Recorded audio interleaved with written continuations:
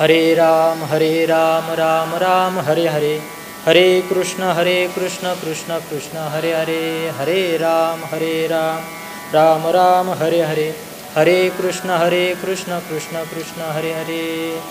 पुंडलीक वरदा हरी विठ्ठल श्री ज्ञानदेव तुकाराम, पंढरीनाथ भगवान की जय. माऊली ज्ञानेश्वर महाराज की जय. जगद्गुरु तुकाराम महाराज की जय. सद्गुरु जोग महाराज की जय. ऐसे अनन्य योगी विकले जीवे मने अंगे, तयाचे काही एक सांगे जे सर्व मी करी. महायोगपीठे तटे भीमरथ्यां वरं पुंडरीकाय धातुं मुनीन्द्रैः समागत्य तिष्ठन्तमानन्दकन्दं परब्रह्मलिङ्गं भजे पाण्डुरङ्गं. निवृत्तिं वचो याति अस्मान् मनश्च कृतं येन विश्वं परं ब्रह्म तस्मै. अलन्ध्यां परास्मिन् समाधौ स्थिताय नमो ज्ञानदेवाय कैवल्यधाम्ने. वीणाधरे विपुलमङ्गलदानशीले भक्तार्तिनाशिनि विरञ्च हरीश वन्दे. कीर्तिप्रदेखिल मनोरथदे महार्हे, विद्याप्रदायिनी सरस्वती नवमी नित्यं. आता अभिनव वाग्विलासिनी जे चातुर्यार्थ कला कामिनी, ते शारदा विश्वमोहिनी.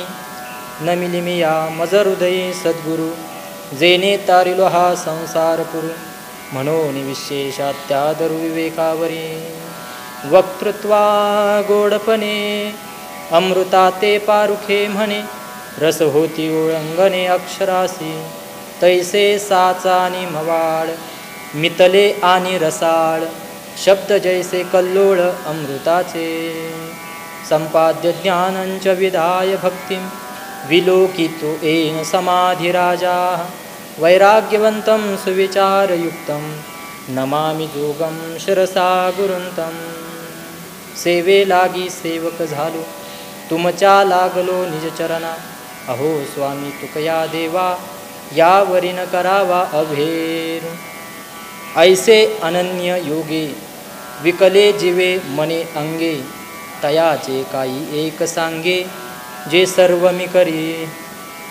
विश्ववंदनीय अनंत कृपा विभूषित भगवान श्री ज्ञानोबराय, सर्वतंत्र स्वतंत्र जगद्गुरु तुकोबराय आदी करून सर्व संतांच्या चरणी साष्टांग नमन करून, ज्या संस्थेमध्ये ज्या परंपरेमध्ये शिकण्याचं महत् भाग्य लाभलं, त्या परंपरेचे युगपुरुष स्वानंद सुखनिवासी सद्गुरु जोग महाराज यांच्या चरणी विनम्र भावाने नतमस्तक होऊन, या स्थानाची अधिष्ठात्री देवता भगवान श्री सिद्धेश्वराच्या चरणी वंदन करून,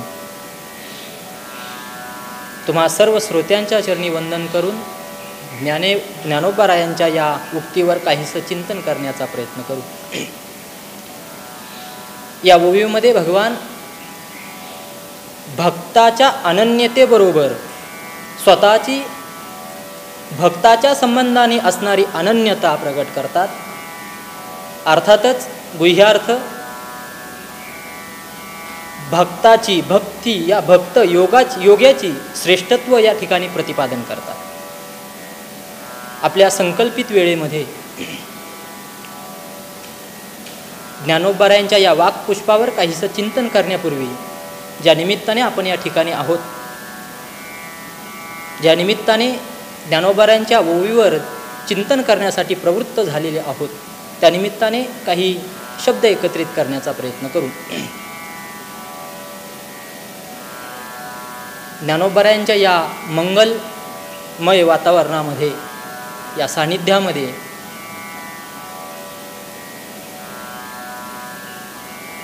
स्वानंद सुखनिवासी सद्गुरु जोग महाराजांच्या वारकरी शिक्षण संस्थेच्या माध्यमातून ज्ञानेश्वर महाराज संस्थान कमिटीच्या सहकार्याने आणि सर्वच कार्यरत अकार्यरत असणाऱ्या सद्गृहस्थांच्या संकल्पाने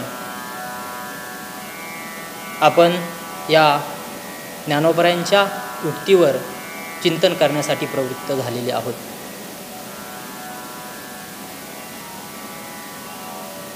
या वारीच्या कालावधीमध्ये आपण सर्वच जण ज्ञानोबारायांच्या समवेत, तुकोबारायांच्या समवेत पंढरीच्या वाटेने मार्गक्रमण करत असतो. परंतु यावर्षी मात्र फार मोठं संकट भारतावर, नवे जगतावर थैमान गाजवत आहे. आणि म्हणून कायेने जरी आपण ज्ञानोबारायांच्या समवेत, तुकोबारायांच्या समवेत पंढरीची वाट चालत नसलो तरी मनाने मात्र आपण ज्ञानोबारायांच्या समवेत, तुकोबारायांच्या समवेत पंढरीची वाट चालतो, ही एक आनंदाची गोष्ट आहे. काय थोडं धाडसाने बोलतो, क्षमा मागून बोलतो की भक्ताला देवाला भेटण्यासाठी भाग्य लागतं. भक्ताला देवाला भेटायचं आहे, परंतु भक्ताचं भाग्य असावं लागतं. या पुढे जाऊन मी बोलेल की देवाला, भक्ताला भेटण्यासाठी सुद्धा देवाचं भाग्य असावं लागतं. आणि कदाचित सिद्धांत नाही हा, पण भाव एक व्यक्त करतोय की कदाचित यावर्षी, कारण ज्ञानोबारायांसारखे भक्त, तुकोबारायांसारखे भक्त भगवंताला भेटणं हे भगवंताचं भाग्य आहे. आणि ज्ञानोबारायांचे असणारे जे भक्त आहेत, जे वारकरी आहेत की जे भगवंताला देखील अत्यंत प्रिय आहे, तसं भगवंताचं वचन आहे. भगवान म्हणतात, तेही प्राणा परवते आवडती हे निरुते, जे भक्त चरित्रा ते प्रशंसित.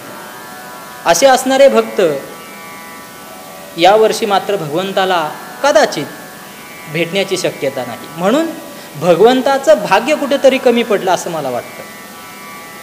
असो, आज या ठिकाणी ही जी प्रवचन सेवा, आज मला या ठिकाणी जरा वेगळेपणा जाणवतो.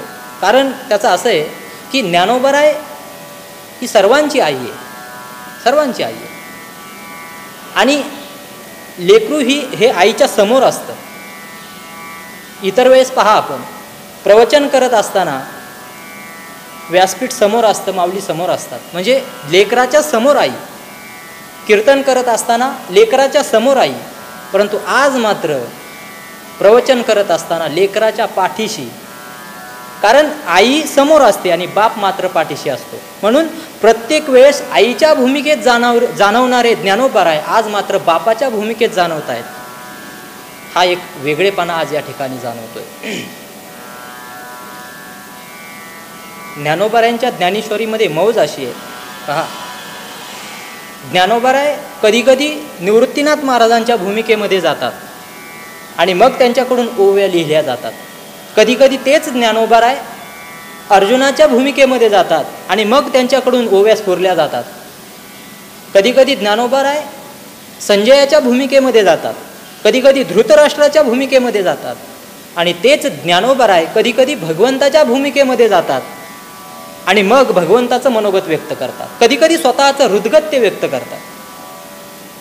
आज मात्र जी प्रवचनासाठी आपण ओवी बोलून दाखवली, त्या ओवीमध्ये ज्ञानोबाराय भगवंताच्या भूमिकेमध्ये जातात आणि भगवंताचं मनोगत व्यक्त करतात. भगवान बोलतायत, ऐसे अनन्य योगे विकले जीवे मने अंगे, तयाचे काही एक सांगे, जे सर्व मी करी. भगवान बोलतायत की अव्यभिचारी भक्तीच्या द्वारा जे जे भक्त प्राणाने, मनाने आणि शरीराने विकले आहेत, मला विकले आहेत, त्यांचं सर्व मी काही करतो, सर्व काही करतो. काय करत नाही सांगा, सर्व काही करतो. तयाचे काही एक सांगे, जे सर्व मी करी. सर्व काही करतो. अनेक ठिकाणी आपल्याला त्याची उदाहरणं पाहायला मिळतील. ऐसे अनन्य योगे विकले जीवे मने अंगे, तयाचे काही एक सांगे, जे सर्व मी करी. यामध्ये भाव असा आहे की ज्ञानयोगी आहे, अष्टांगयोगी आहे, या दोन योग्यांपेक्षा हा जो भक्तियोगी सांगितला, हा भक्तियोगी या दोन योग्यांपेक्षा श्रेष्ठ आहे. कारण जे अष्टांग योग्याला जे फल प्राप्त होतं, जे ज्ञानयोग्याला फल प्राप्त होतं, तेच भक्तियोग्याला देखील तेच फल कष्टा वाचून प्राप्त होतं. ही विशेषता या भक्तीची ज्ञानोबारायांनी या ओवीमध्ये सांगितली. भक्तीचं श्रेष्ठत्व प्रतिपादन केलं. पहिला विचार या ओवीच्या संबंधाने आपल्याला करता येईल. ऐसे अनन्य योगे विकले जीवे मने अंगे. जे जे भक्त मनाने, शरीराने आणि प्राणाने माझ्याशी समरस होतात, या तीनही काया वाचा मनाने माझ्याशी अनन्य होतात, त्यांचं मी सर्व काही करतो. हा पहिला विचार. दुसरा विचार आपल्याला असा करता येईल. अनन्य योगे हा शब्द समोर ठेवा. अन म्हणजे नाही आणि अन्य म्हणजे दुसरा. दुसरा नाही, दुसरा म्हणजे द्वैत. द्वैत नाही म्हणजेच अद्वैत आहे. केवल दुसरा नाही म्हणजे एकच एक आहे. केवल एकच एक आहे. अद्वैत नाही, या अद्वैत आहे, द्वैत नाही. या अद्वैताच्या योगाने जो माझ्याशी समरस झालाय त्याचं मी सर्व काही करतो. हा दुसरा विचार. अद्वैताच्या योगाने माझ्याशी समरस झालाय म्हणजे केवळ मीच मी होऊन राहिलाय. त्याच्या ठिकाणी प्राणाच्या ठिकाणी सुद्धा अहमपणा नाही, शरीराच्या ठिकाणी सुद्धा अहमपणा नाही आणि मनाच्या ठिकाणी सुद्धा अहमपणा नाही. म्हणजे या तीनही सत्ता संपुष्टात आल्यात, फक्त तोच होऊन राहिलाय. अशा भक्ताच्या ठिकाणी अशा भक्ताचं सर्व काही मी वाहतो. भगवान स्वतः प्रतिज्ञा करतात. मला असं वाटतं 9व्या अध्यायामध्ये भगवान प्रतिज्ञा करतायत, अनन्याश्चिंतयन्तो माम ये जनाः पर्युपासते तेषां नित्याभियुक्तानां योगक्षेमं वहाम्यहम्. भगवान प्रतिज्ञा करतायत, अहम मी स्वतः योगक्षेमं वहामी. मी स्वतः योगक्षेम वाहतो, स्वतः वाहतो. दुसरं कोणाला त्या ठिकाणी नियोजित करीत नाही. आपला सर्वांना पंडित अर्जुन मिश्रा यांचा प्रसंग सर्वांना ज्ञात असेल. पंडित आहेत. भगवंताच्या श्रीमद भगवद्गीतेवर अध्ययन चालू आहे आणि अध्ययन करता करता घराची परिस्थिती मात्र दरिद्री अवस्था आहे. आणि भगवद्गीतेवर चिंतन करता करता त्यांच्या समोर हा अनन्याश्चिंतयन्तो माम ये जनाः पर्युपासते हा श्लोक त्यांच्या समोर आला. चिंतन करत असताना चिंतनासाठी तो श्लोक समोर आला आणि चिंतन करत असताना योगक्षेमं वहाम्यहम या पदावर मात्र त्यांना त्या ठिकाणी संशय यायला लागला. भगवान स्वतः म्हणतात की मी त्यांचा योगक्षेम वाहतो, स्वतः वाहतो. अहम स्वतः वाहतो. त्यांना वाटलं भगवान स्वतः वाहत नसेल, कोणाला तरी त्यांच्या द्वारा नियोजित करून त्यांचा योगक्षेम वाहत असेल, म्हणून त्यांनी त्या वहामी या शब्दावर काट मारली. ते खोडला तो शब्द. आणि दुसऱ्या दिवशी संध्येसाठी स्नानासाठी गंगेवर गेल्यानंतर खाण्याची बिकट अवस्था, उदरनिर्वाहासाठी अन्न नाही. अशा अवस्थेमध्ये पत्नी तरी काय खाऊ घालणार. गंगेवर स्नानाकरता गेले असताना भगवंताने लहान गोंडस बालकाचं रूप धारण केलं आणि पंडित अर्जुन मिश्रा यांच्या घरी काही जेवणाची सामुग्री घेऊन गेल्यानंतर आवाज दिल्यानंतर त्या गृहिणी त्यांच्या पत्नी बाहेर आल्यानंतर खाण्यासाठी काहीच नव्हतं, तर ही सामुग्री भगवंताने त्या पत्नीच्या हवाली केली. पत्नीने विचारलं, बाळा कोण तू? तुमच्या पतिदेवांनी पाठवलंय. त्यांनी ही सामुग्री घेऊन दिली आणि त्या बालकाकडे पाहिल्यानंतर त्या मातोश्रींना त्या बालकाच्या चेहऱ्यावर अशी रक्ताची धार दिसली, जखम दिसली. तिने विचारलं की बाळ काय झाले हे तुला?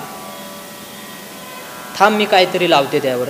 त्याकरता घरात गेल्या आणि बालक ते अदृश्य झालं. संध्येवरून पतिदेव आल्यानंतर घरामध्ये शिजवलेल्या अन्नाचा सुगंध सुटलाय. सामुग्री दिसतीये. विचारलं ही सामुग्री कुठून आली? अहो तुम्हीच पाठवलं होतं एका लहान बालकाला, एवढं गोंडस सुंदर बालक, सामुग्री घेऊन त्याला कामाला तुम्ही काम सांगितलं आणि त्याला तुम्ही मारलं. मी पाठवलं. आश्चर्याचे भाव त्यांच्या चेहऱ्यावर उमटले आणि चिंतन करता करता मग त्यांच्या लक्षामध्ये आलं की भगवान स्वतः आपल्या भक्ताचा भार योगक्षेम वाहतो. काल मी त्यांच्या शब्दावर जी रेष मारली तीच वळ भगवंताच्या चेहऱ्यावर उमटले आणि मग हा भाव त्यांच्या लक्षामध्ये आला आणि मग त्यांना वाटलं की खरंच भगवान परमात्मा स्वतः भक्ताचं भरण पोषण करतो, स्वतः योगक्षेम वाहतो. परंतु कधी वाहतो? त्यामध्ये अनन्याश्चिंत हे पद अत्यंत महत्त्वाचं आहे. आणि आपल्या ओवीमध्ये देखील, या प्रस्तुत ओवीमध्ये देखील अनन्य योगे हे पद अत्यंत महत्त्वाचं आहे. कारण भक्तिशास्त्रामध्ये अनन्यतेला फार महत्त्व आहे. गुरुवर्य डॉक्टर बाबा सांगत असतात की कर्म करत असताना कर्मामध्ये भ्रष्टता नसावी, भक्ती करत असताना, उपासना करत असताना त्या उपासनेमध्ये व्यभिचार नसावा आणि ज्ञानामध्ये संशय नसावा. 3 गोष्टी लक्षात घ्या.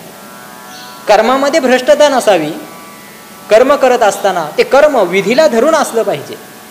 जिथे जिथे विधीने निषेध सांगितला आहे त्या गोष्टींचा त्याग केला पाहिजे. वेद मार्गी मुनी गेले त्याची मार्गी चालिले. ही झाली कर्माचे पद्धतीने, हे झालं विधीला धरून. कर्म चोख हवंय. उपासना करताय, भक्ती करताय, ती भक्ती करत असताना त्या भक्तीमध्ये व्यभिचार नसावा, उपासनेमध्ये व्यभिचार नसावा. एक धरीला चित्ती आम्ही रखुमाईचा पती, ही झाली अव्यभिचारी भक्ती. एकाच्या ठिकाणी आपली अनन्यता हवी आणि ज्ञानामध्ये संशय नसावा. तुकोबाराय म्हणतात, तुका म्हणे सोडिल्या गाठी दिली मिठी पायासी. ज्ञानामध्ये संशय नसावा. संदेहाच्या सुटल्या गाठी झालो पोटी शीतल. ज्ञानामध्ये संशय नसावा. आपला मुद्दा हा आहे की भक्तीमध्ये व्यभिचार नसावा. भक्तीमध्ये अनन्यता फार महत्त्वाची. अनन्यता फार महत्त्वाची. अनन्यता म्हणजे काय? अन्य आश्रयाणाम त्यागाहा इति अनन्यता. अन्य आश्रयांचा त्याग करणं आणि केवळ भगवान परमात्म्याला आश्रित होऊन राहणं याला म्हणायचं अनन्यता. आणि या अनन्यतेच्या संबंधाने जर आपण चिंतन करू गेलो तर अनेक उदाहरणं आपल्याला पाहता येतील, अनेक दृष्टांत पाहता येतील, अनेक ठिकाणी तसे दाखले दिलेत. मग या अनन्यतेच्या संबंधाने जर चिंतन केलं तर आपल्याला उपमन्यूचा प्रसंग आपल्या डोळ्यासमोर आल्याशिवाय राहणार नाही. छोटासा बालक 6 वर्षाचा उपमन्यू आईला दूध पाजण्याच्या इतपत देखील आईची परिस्थिती नाही. या बालकाने हट्ट धरला दुधासाठी आणि ते बालक दूध मिळालं नाही म्हणून रडायला लागलं. आई सांगते दूध हवंय ना. ज्या भगवान परमात्म्याने या देहामध्ये आपल्याला घातलं त्या भगवान परमात्म्याकडे जाऊन माग. भगवान परमात्म्याचं वर्णन आईने सांगितलं आणि वर्णन ऐकल्यानंतर तो उपमन्यू 6 वर्षाचा बालक वनामध्ये गेला, अरण्यामध्ये गेला आणि अरण्यामध्ये गेल्यानंतर तपश्चर्या करायला सुरुवात केली. भगवंताची तपश्चर्या केली. 6 वर्षाचा बालक घोर अरण्यामध्ये तपश्चर्या करतोय. नवल आहे. आणि तपश्चर्या केल्यानंतर भगवान शंकर प्रसन्न झाले. परंतु आपला हा असणारा भक्त, हा उपमन्यू आपल्याशी कितपत अनन्य आहे हे पाहण्यासाठी भगवंताने परीक्षा घ्यायला सुरुवात केली. भगवान शंकराने इंद्राचं रूप धारण केलं. ऐरावतावर विराजमान झाले. ऐश्वर्य संपन्न भगवंताचे ते रूप उपमन्यू समोर विराजमान आहे. उपमन्यूला सांगितलं, उपमन्यू उठ, तुझ्यावर प्रसन्न आहे मी, काय हवंय ते माग. उपमन्यूनी भगवान शंकराचं वर्णन ऐकलेलं होतं. ते ऐश्वर्य पाहिल्यानंतर उपमन्यूला कळालं की हे भगवान शंकर नाही. आणि मग इंद्राने सांगितलं, त्या शंकर महादेव यांनी इंद्राचं रूप धारण केलेल्या त्या इंद्राने उपमन्यूला सांगितलं की काय हवंय ते माग. या पृथ्वीचं राज्य देखील मी द्यायला तयार आहे. आणि हे बोलल्यानंतर उपमन्यूचे शब्द पहा किती गोड आहे. उपमन्यूची अनन्यता या शब्दातून आपल्याला निश्चितच अनुभवायला येते, जाणवते आपल्याला. उपमन्यू बोलतोय, अपि कीटक पतंगो वा भवेयम शंकरात यया न तु शक्रस्त्रया दत्तम त्रैलोक्यम अपि कामेयत. इंद्रा, तुम्हाला कीटक केलं तरी चालेल, पशु केलं तरी चालेल, परंतु या त्रैलोक्याचं तू राज्य जरी देऊ केलं तरी मी ते घेणार नाही. ही भगवान शंकराच्या प्रती असणारी उपमन्यूची अनन्यता आहे. म्हणून मुद्दा आपला हा आहे की भक्तीमध्ये अनन्यता फार महत्वाची. आपण ज्या भगवान परमात्म्याची आराधना करतोय, जे आपलं उपास्य आहे, आपण ज्याची उपासना करतोय त्या उपास्याबद्दल आपली अनन्यता हवी. कारण अनन्यता असल्याशिवाय पर्याय नाही. तुकोबरायांची अनन्यता पहा. तुकोबराय म्हणतात की पतिव्रता नेणे अनेकांची स्तुती, सर्वे भावे पती ध्यानी मनी, तैसे माझे मन एकविध झाले, नावडे विठ्ठला विने तुझे. ही तुकोबरायांची अनन्यता आहे. पतिव्रता माऊली जशी आपल्या पतीच्या ठिकाणी एकनिष्ठ असते, अनन्य असते, त्याप्रमाणे माझं मन पंढरीश भगवान परमात्म्याच्या ठिकाणी एकविध झालंय. आपण तुकोबरायांचा जर गाथा पाहू गेलो तर तुकोबरायांच्या गाथ्यामध्ये पंढरीश भगवान परमात्म्याच्या व्यतिरिक्त अन्य कोणाचीही स्तुती केलेली नाही. केवळ पंढरीश भगवान परमात्म्याचे, त्यांच्याशी अनन्य. ज्या भगवान परमात्म्याचे कमरेवर हात नाही त्या भगवान परमात्म्याचं मी दर्शन घेणार नाही, ही तुकोबरायांची अनन्यता आहे. काया वाचा मनाने ती पतिव्रता आपल्या पतीशी एकनिष्ठ असते, त्या पद्धतीने काया वाचा मनाने मी पंढरीश भगवान परमात्म्याची एकनिष्ठ आहे, ही अनन्यता तुकोबरायांनी व्यक्त केली.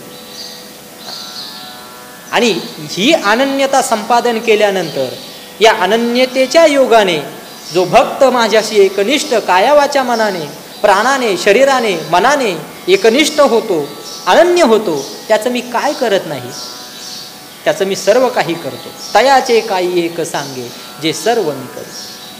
त्याचं सर्व मी करतो, सर्व. काही करत नाही असं काही नाही. अहो तुकोबराय म्हणतात की दास्य करी दासाचे उनेन साहित्य. तो भगवान परमात्मा आपल्या दासाचं देखील दास्य स्वीकारतो. ही भगवान परमात्म्याची श्रेष्ठता आहे.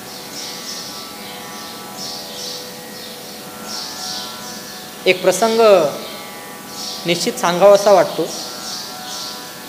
की भगवान परमात्मा उद्धवाबरोबर काही चर्चा करत असताना नारद महर्षींचं त्या ठिकाणी आगमन होतं. आणि आगमन झाल्यानंतर भगवान परमात्मा आपल्या महालामध्ये उद्धवाबरोबर चर्चा करतायत. नारदाला वाटलं की भगवान परमात्म्याच्या अगोदर सत्यभामेला जाऊन भेटावं, मातोश्रींना जाऊन भेटावं. आणि मग नारद महर्षींची स्वारी सत्यभामा देवीच्या महालामध्ये गेली. आणि महालामध्ये गेल्यानंतर संत आलेत. सत्यभामिनी यथायोग्य पाहुणचार केला आणि नारद महर्षी देखील संतुष्ट झाले. संतुष्ट झाल्यानंतर नारदांनी विचारलं की सत्यभामे, काय हवंय तुला, बोल. तुझ्या या पाहुणचाराने मी अगदी प्रसन्न झालोय. सत्यभामा देवी नारदांना म्हणतीये की तुम्ही देण्यासाठी जर तयार असाल तर भगवान श्रीकृष्ण हा जन्मोजन्मी मला पती हवाय, तर जन्मोजन्मासाठी हा पती म्हणून मला लाभावा, यासाठी तुम्ही काहीतरी करा. नारद महर्षींनी सांगितलं, भगवान श्रीकृष्ण तुम्हाला जन्मोजन्मी पती हवाय ना, मग त्याकरता एक नियम तुम्हाला सांगतो. या जगतातील सामान्य नियम तुम्हाला सांगतो की जे हवं असेल ते तुम्हाला दान करावं लागेल. जे तुम्हाला पुढच्या जन्मामध्ये हवं असेल तर या जन्मामध्ये त्याचं दान करावं लागेल. मग काय करू? या जन्मामध्ये तुम्हाला कृष्णाचं दान करावं लागेल, तुमच्या पतिदेवांचं दान करावं लागेल. आणि असं सांगितल्यानंतर आता धावता प्रसंग सांगतो, जरा वेळही आपल्याकडे कमी आहे. सत्यभामेने सामुग्री तयार केली आणि संकल्प सोडला, पतिदेवांचं दान केलं, कृष्णाचं दान केलं. नारद महर्षींना दान मिळाल्याबरोबर संकल्प सोडल्याबरोबर नारद महर्षी भगवान श्रीकृष्णाच्या महालामध्ये गेले आणि उद्धवासोबत चर्चा करत असणारे श्रीकृष्ण नारद महर्षींचं एकदम आगमन झाल्यामुळे आश्चर्यचकित झाले. नारद महर्षी कृष्णाचं दान मिळाले म्हटल्यानंतर नारद महर्षी देखील जरा आवेशात होते. नारद महर्षी कृष्णाला म्हणाले, चला देवा जातो मी. जातो म्हटल्यानंतर नारद महर्षी तिथेच थांबले. भगवान म्हणाले, जाता म्हणताय आणि थांबले? नारद महर्षी म्हणाले, असा कसा जाणार? सत्यभामेने तुमचं मला दान केले आणि दान केले त्यामुळे तुम्हाला माझ्यासोबत यावं लागेल.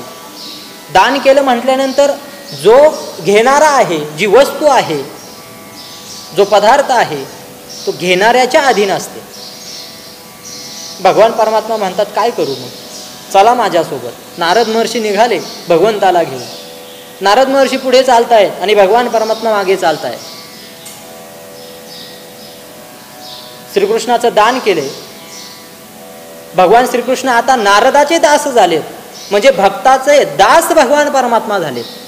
मग आता दास मागं चालतोय आणि मालक पुढे चालतोय. मालकाच्या हातामध्ये विणा आहे, चिपळ्या आहे आणि दासाच्या हातामध्ये काहीच नाही. वाईट वाटलं भगवान श्रीकृष्णाला.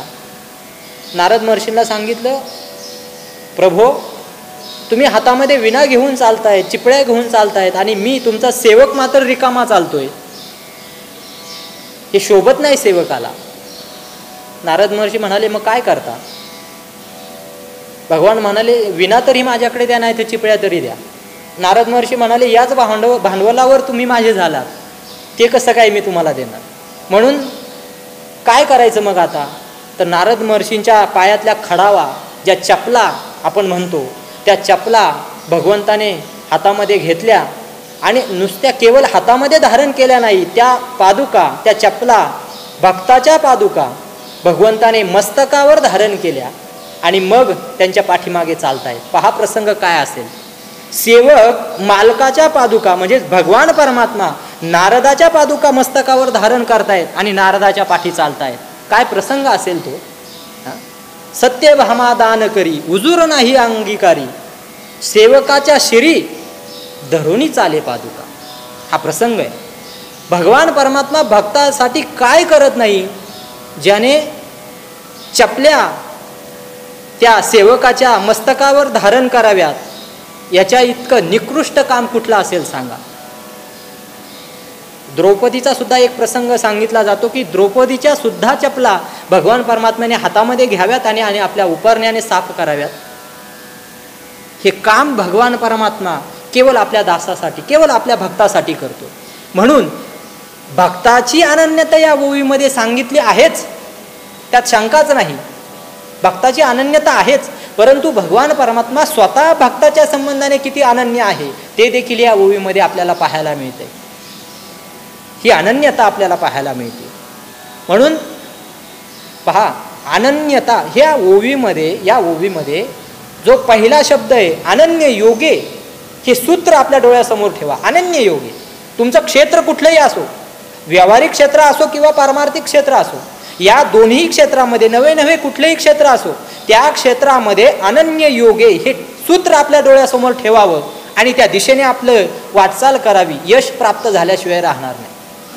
पारमार्थिक क्षेत्रामध्ये आम्ही भक्तीच्या मार्गाने मार्गक्रमण करत असेल, आम्ही कर्माच्या मार्गाने मार्गक्रमण करत असेल, आम्ही योगाच्या मार्गाने जर वाट चालत असेल, तर त्याच्यामध्ये आम्हाला भक्तीमध्ये सुद्धा अनन्यता महत्त्वाची आहे. अष्टांग योग साधना करत असेल तर त्या योगामध्ये सुद्धा आम्हाला अनन्यता महत्त्वाची आहे.